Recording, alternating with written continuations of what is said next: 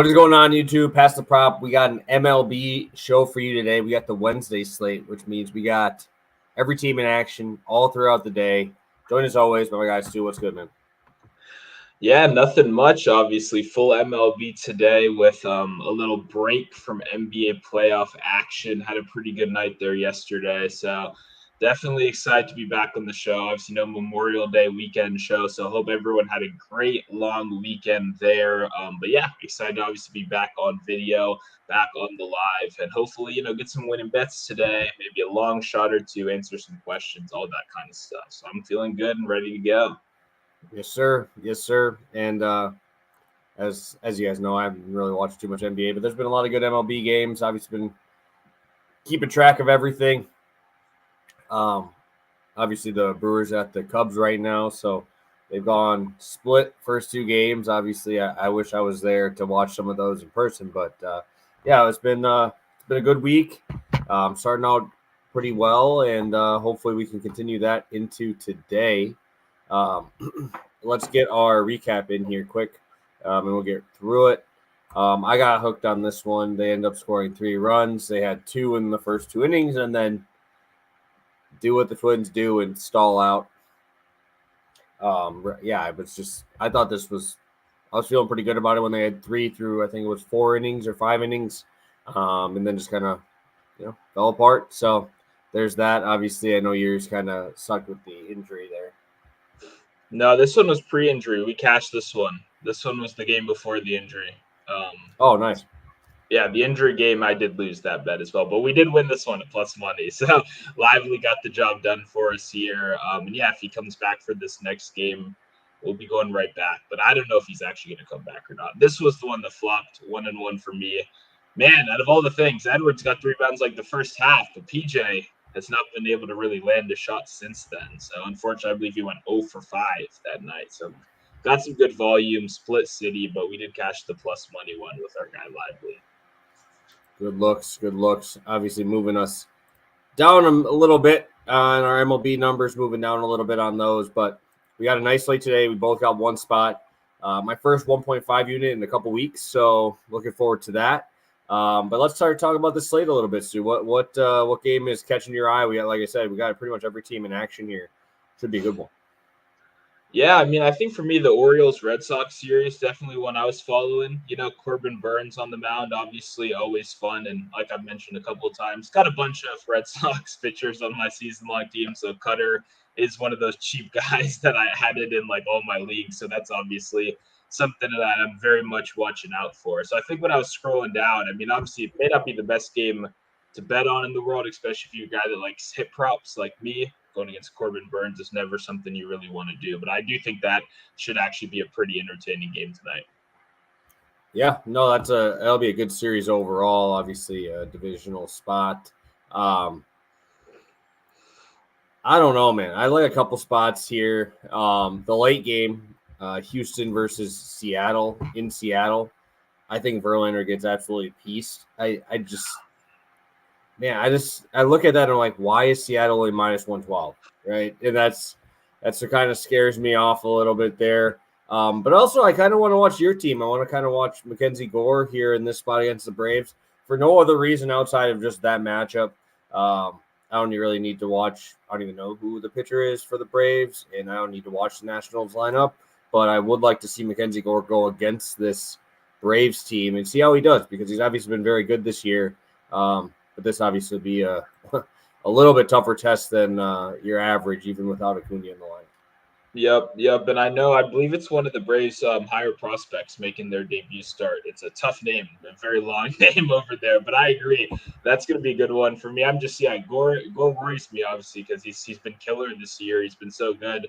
But man, the Braves can turn it on any second, So it's one of those things that, like, I like betting the Nationals when, like, one of our kind of more under the radar pitchers come. Like I bet them the first game of the series with Parker on the mound. Like you never know when that offense is going to come around. And Gore's always the guy I feel like that gets the short end of the stick, where the offense is never producing. But I agree. I'm very interested to see how he does against that tough lineup. And then I always like watching a rookie on the other end making their debut. So that should be fun as well. He obviously gets a pretty sweet spot against my Nationals who really don't have too many intimidating bats in the lineup. Yeah, and also last thing I wanted to kind of point out here is shout out to the Pirates, man. Do you see what they're playing the Tigers today in Detroit?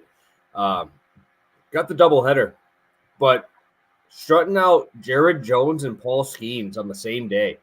Imagine being a Tigers fan who they suck. Their team awful. You get Scooball and Jones in that first game, and then you get to watch Skeens. So it's like, man, if you're a Tigers fan, this is probably your World Series, man, because you guys suck, and I hate that team. So and now you get to watch these two guys. It's probably, like I said, this is their World Series, man. Today is the best day that the Tigers are going to have at that stadium all season. So go check it out. Take that day off work. Go see Skeets and Jared Jones because you ain't going to have anybody like that for a while.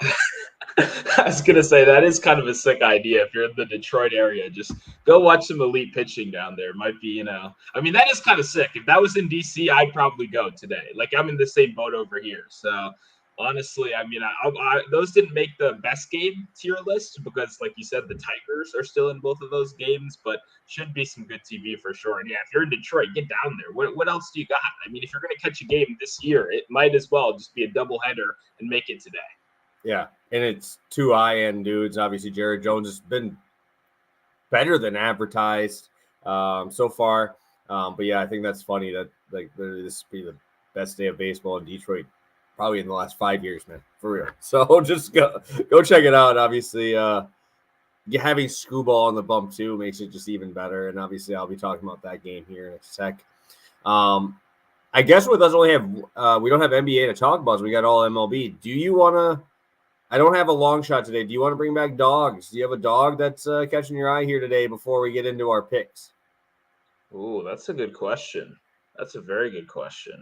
I haven't bet any underdogs yet. I don't know if you want to start. Give me a second to look at it real quick here, but I can definitely go back to. We were killing dog of the day for people that don't remember last year. Actually, despite whatever sport it was, we went from baseball to football and still kind of crushed it. So I don't know. I haven't bet any dogs, but I could definitely be talked into one or two today for sure. A lot of options on the slate.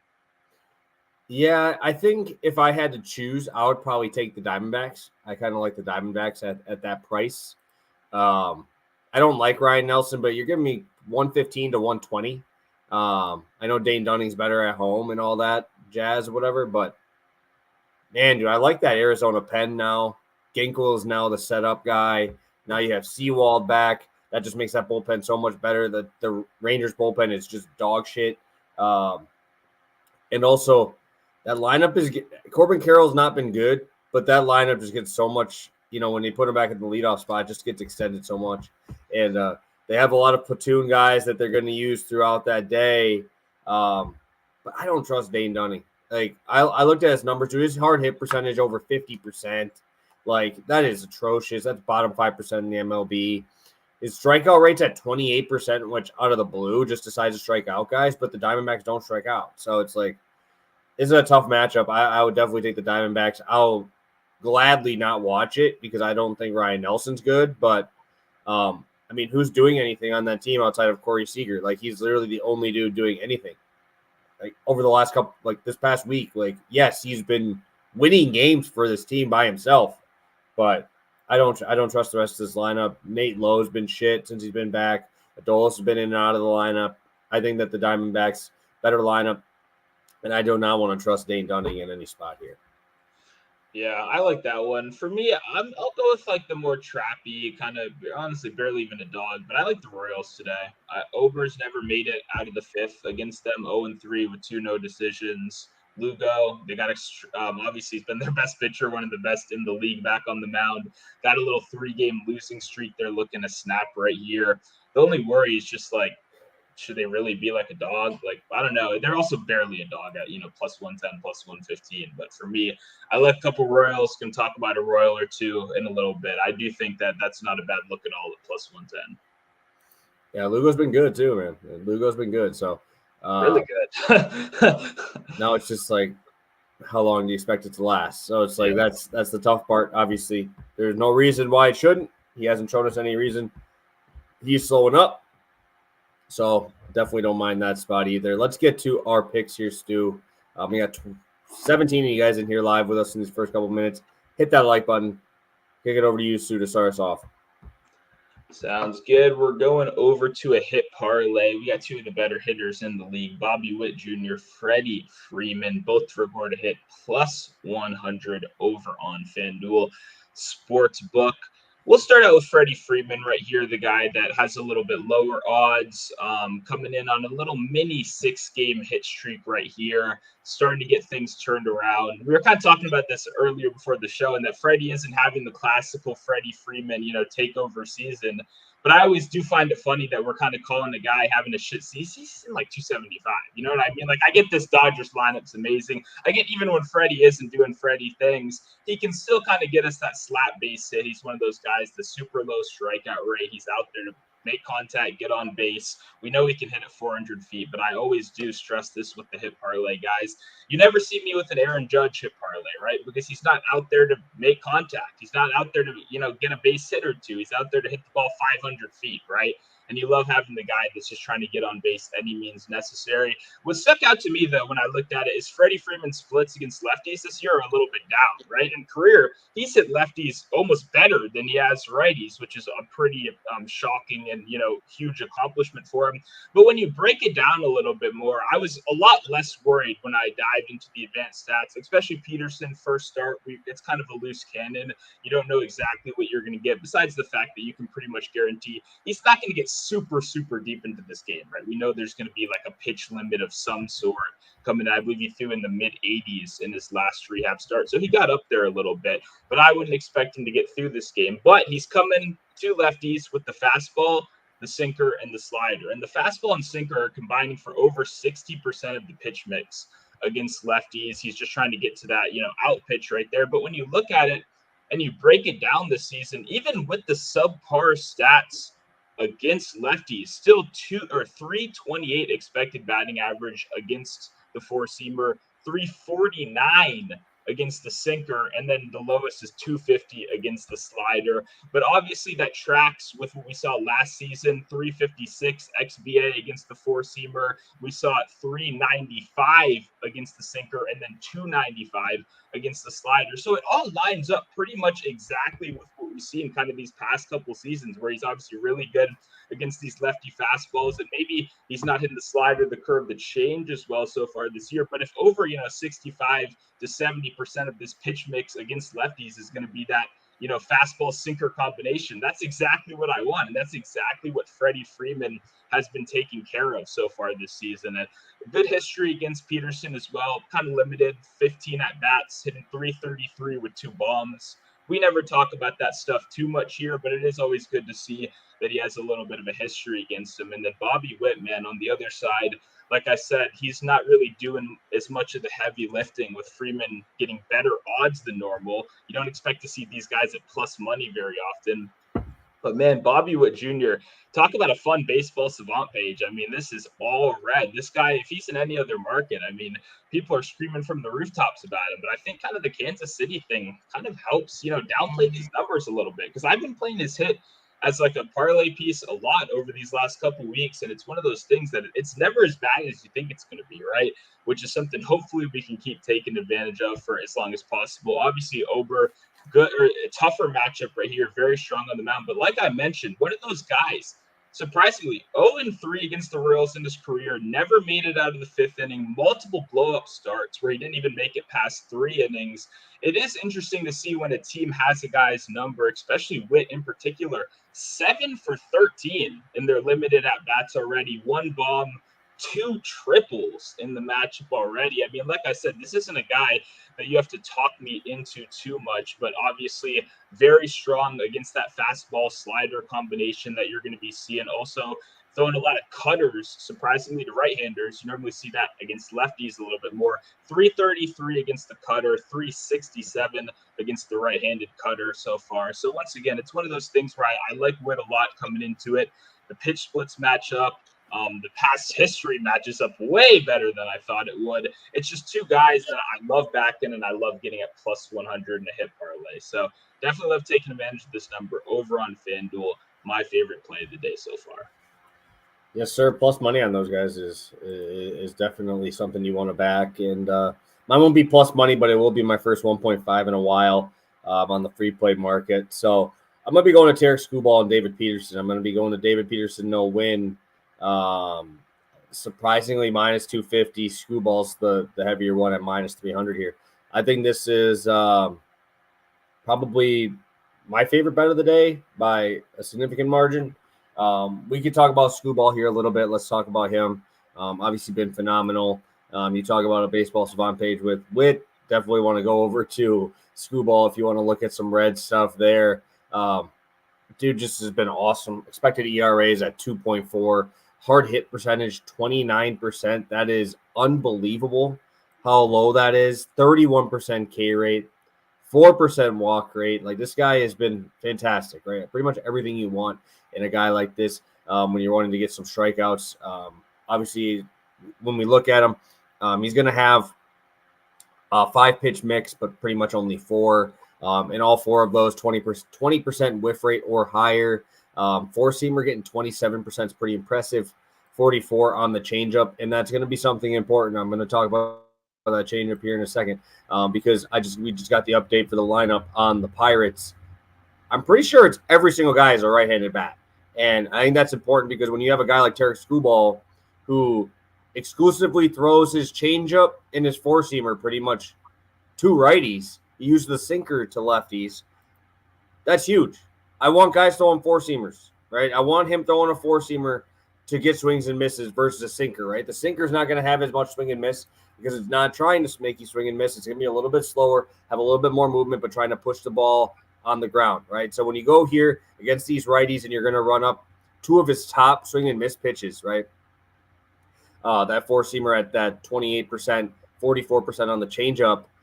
The expected batting average, both of them under 220, right? I mean, that's impressive numbers, especially when you're going to be getting all righties, which when you go against all righties, obviously makes it a little bit easier to get into your groove.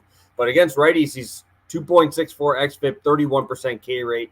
Dude's got elite stuff on either side of the plate, but I think it almost makes it better that they're not even throwing a lefty in there to even mix it up, right? It's straight righties. I think Skubal absolutely dominates them. I think this is a really dumb way to go about it, playing all 9 righties, especially when you're putting in guys that shouldn't be in there. Just because they're righty bats, right? I mean, Michael A. Taylor is dog shit. Like, that dude has been god awful since he was with you guys. 8 years ago? Dude's trash. He was terrible with the Twins too. I mean, the only guys I'm really afraid of in this whole lineup is probably Connor Joe and Brian Reynolds, right in the middle of that order. But like Akia Williams, that's a free K. Grandal, free K. Like Hayes, gonna K, right? I mean, like this, all righties, and the guys get striking out more guys from the right side. Going over to David Peterson, I think this line is just weird to me. It almost scares me, but I have to play it, right? I have to play it. You're giving me better odds on him than Paxton to get the win. The Dodgers are favored. Peterson hasn't thrown in the bigs yet this year. His out prop is juiced to the under 15.5. So, like, I don't think he gets deep in this game. He's always had walk issues. That's always been some of his problems. 26% K rate. 10% walk rate. Going to be getting deep into these counts. You have a team here in the Dodgers that will walk. Obviously, they have elite guys from both sides of the plate. I know Muncie's not in there, but Kike Hernandez is just in there 2 hit lefties. Then obviously you go to the top of this order, and they're going to smoke lefties. So it's like Shohei, Mookie, Will Smith has been on a little tear here as of late with a bomb last night as well. Not a spot I want to be back in a David Peterson. Also, the Mets bullpen is not good at all. So I just don't get it. I'm almost just taking this because I have to, right? I almost have to take this David Peterson no-win line if you're going to give me this price. If the Dodgers lose it for me, they lose it for me. I know they've been on a little cold streak over the last 10 games. I think they lost 4 or 5 in a row, but it's the Dodgers, man. This lineup is not going to go cold for very long. And when you have a guy here who hasn't gotten that big league experience this year, I don't even know if he gets to 5. I don't even know if he gets to the 5th inning. I don't even think they want him to go through that lineup a third time, right? And if we're walking that many dudes, fuck, dude, I just don't get it. So love Skubal today. I like the Dodgers, and this just feels like the best logical way for me to take it. Yeah, no, I really like this combo. Obviously, I see why you did the 1.5 units, obviously, with the Peterson price being pretty insane. Because, like you said, I mean, even if you're not even going off of analysis or anything, you're just reading the sports book lines. The odds are juiced to the under on his outs prop to even make it, to where he's eligible to hit this prop, right? Even taking the analysis out. But obviously, when you add in the fact that traditionally he's been a pretty high K, high walk kind of guy, those are absolutely not the kind of guys we want to target against the Dodgers unless you have elite stuff and you're confident you can K Freddie Freeman, Ohtani, and Betts in a row, right? And in your first major league start of the season, that's not something I feel comfortable betting on. So honestly, no clue why that's available at such a good price. Like you said, I get the Dodgers aren't playing perfect baseball right now, but neither are the Mets. And for it to be at that reasonable of a price is pretty insane to me. So 100% join you on this one. Love the spot right here. Let's do it. Let's recap, Sue. I don't have a long shot because there's no lineups out. So it's probably going to be a quick show like we usually are on Wednesdays. Again, make sure you drop some comments in the chat if you have any questions, comments, concerns with us. Got anything that you want us to talk about here? This is the time to do it. I'll kick it to you, Stu. Yeah, I wish Ohtani home run could be a long shot, but it's plus 200. So absolutely can't do that. We got and Aaron Judge as well. That was the other one I saw. It might be under 200 by the end of the day, which is hilarious. With Anderson on the mound, you obviously want to bet that, but it's pretty much unplayable. But for me, we got Freddie Freeman and Bobby Witt both to record a hit. That is plus 100 over on FanDuel Sportsbook. Yes, sir. And I'll be on Tarek Skubal, 6 strikeouts. David Peterson, no win at minus 123. Talking about odds there, right?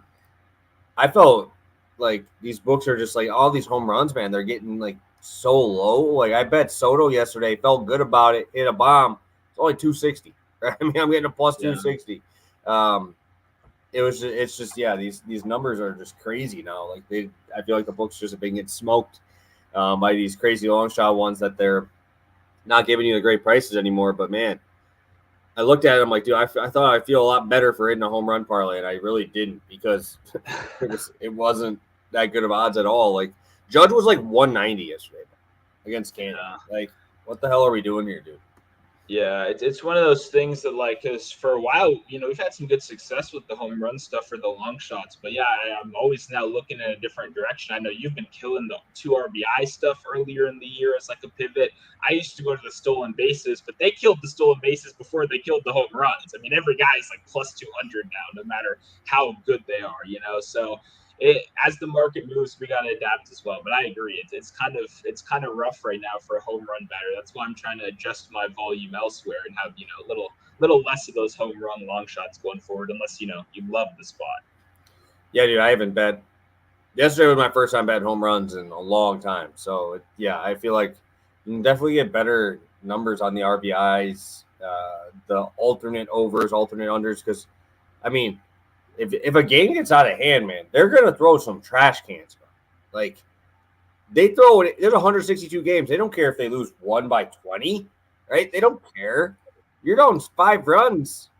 All right, let's see the back end, guys. And guess what? Those dudes are getting lit up this year. So those are definitely looks that you want to have in your back pocket, those alternate overs, alternate team totals. If you think that team's going to get up and you can hold them, you're going to get some trash cans in there. That's why it's hard to bet full game unders, bro. I don't bet full game unders ever. Yeah. It's like one of my rules, bro, in baseball. Like, I will never bet a full game under. There's no point. Like, I'd rather bet the first 5. If I like the matchup that much, I'll bet the first 5. But these bullpens are getting hit around lately. So definitely weird. Let's take a look. We got Terrence in the chat here as well, making it live. Yeah, we got the new time today, so happy to see you in here, Taryn. I do not know why Shota's outs would be 17.5. I'm sure it's juice to the gills, right? I'm assuming. I'll pull up my book here quick. But dude, I think Shota should mow him, but let me see. I can't find the Brewer game on here. There we go. Yeah, I played 6.5 Ks this morning, and it got hammered on the juice. It was like minus 110. Now it's like minus 150. So I assume the outs is the same. I don't know, man. I don't. Minus 200. I ain't betting that shit. Hell no. Yeah. Minus 200 to get 18 outs. Brewers are bad against lefties. I'll give you that. They're terrible. But you saw what Steele did to them. But they can work counts, man. They can. They're like little pests. They're little pest guys, right? And I think they could be. I don't think they do well, right? But could I see his pitch count getting elevated? Yes, I do. I could see that happening, and I don't think they're going to run him out there. If he's at that 90, I don't think they run him out there for another inning. You know what I mean? So it's like, that'd be my only concern with it. But minus 200, man, I feel like I'd find better odds, something else. Yeah, and I hate to be the narrative guy as well, but I mean, they didn't get a hit till the 9th inning last night. I don't like betting on like pitchers to shove like back-to-back days like that. It was a no-no, going there 7 full right from the rookie. So it's one of those things that when someone pops off like that, I do not like betting on the pitcher the next day, because these are major league players at the end of the day. I know they did finally get a hit in the 9th and get a little offense going, but maybe that's the spark they needed to get a little hot going into this one. Yeah, mind you, they've already had it twice, but Steele did it that first day, only went 6 or 7. Then they got shoved on by Ben Brown, and now I don't know. The Cubs have been, the pitching from the staff for the Cubs have been very good, but so has the Brewers. I mean, Peralta went 11 strikeouts. He just struck out too many dudes. That could also be what happens here. Like, that line could happen here. Freddie Peralta's line yesterday at 17.5 was minus like 150 for the over. He went 17 outs because he struck out too many guys. Threw 100-something pitches to get 17 outs, but he had 11 Ks. You know what I'm saying? Like that I could see something like that too. So just a thought. Maybe it's just if you're gonna bet the outs, maybe bet the strikeout ladder there too. I don't think he gets blown up. I don't think that. So I've been watching NHL, man. I have not been capping NHL. I'll maybe do a DFS lineup once in a while for fun, just in like a showdown slate. But I do not have capping NHL. I do not know enough. I do enjoy watching it. Yeah, I've never made an NHL bet, I don't think. Actually, I think I made one. Some guy on Twitter randomly, I saw his play of the day, and I was like, yeah, I'll follow this guy, and it won. So I think I'm technically 1-0 on NHL bets in my career. But yeah, definitely not the right show for that. But if you DM me, we can point you in the direction of some smart people if you're looking for recommendations. But yeah, we stick to the diamond and football around here mostly. Yes, sir. All right, Stu, what do you got for the people before we head out here? Nothing much. I mean, obviously early, a lot of games going on today's slate. So if you are looking for more plays, make sure you're following both of us over on Twitter. We always have some free plays going. Like I said, no NBA tonight, but should have an NBA play maybe tonight, maybe tomorrow for this upcoming game. I believe it's tomorrow. I haven't checked the schedule 100%, but definitely crushed that game yesterday. Really hope we get Lively back. I feel good about this series. I want Minnesota to keep winning so we can keep getting more games to bet on. But other than that, make sure you follow and leave a like on the video if you haven't already. It helps a lot. Lets the YouTube algorithm know you like the video. And yeah, hopefully you guys enjoyed. Hopefully we cashed some tickets, and hopefully you join us back here again on Friday. Yes, sir. Yes, sir. I think NBA, I believe, is Thursday, right? I think that tomorrow is the game. So good luck to you on that. We'll be back Friday, normal time. Another full day of slates. Obviously, we get the new series starting up on Friday, so it should be exciting. So thank you guys for tuning in. Appreciate it. Again, if you got any questions throughout the day, we should be here. It's a perfectly split slate. I believe it's 6 games in the early, 7 tonight. A couple doubleheaders in there too. So should be fun. Thank you guys for tuning in. We'll see you on Friday, and best of luck today on all your bets.